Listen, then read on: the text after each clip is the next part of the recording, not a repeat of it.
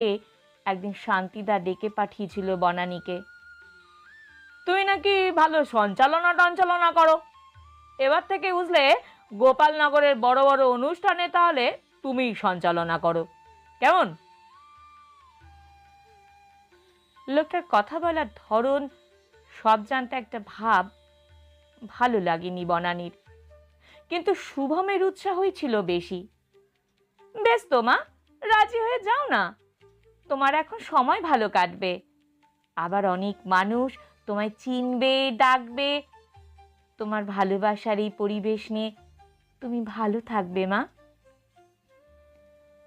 সেই শুরু। তারপর থেকে শান্তিদা যখনই ডেকেছে তখনই ছুটে গেছে বনানী।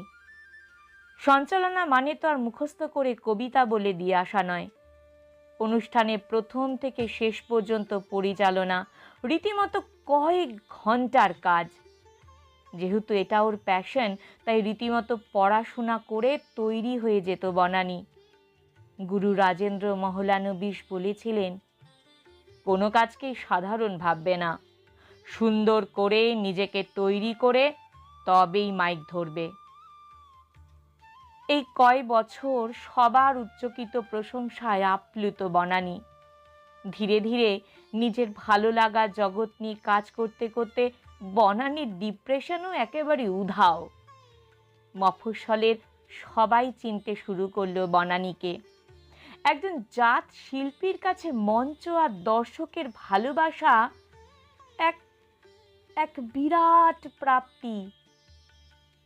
শান্তিদার নির্দেশ মতো যেত অনুষ্ঠান শুরুর অনেক আগে, ফিরত অনুষ্ঠান শেষ হবার পরে।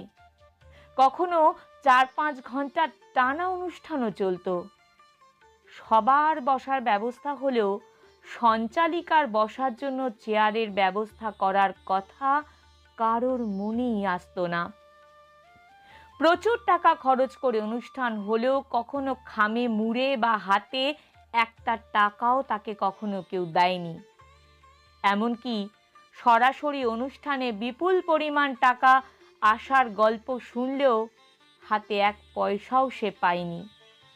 ভাবতে এমন, বনানী তো আমাদের ঘরের লোক, নিজের লোকের আবার পারিশ্রমিক কিসের। বনানীও কিছু বলতো না,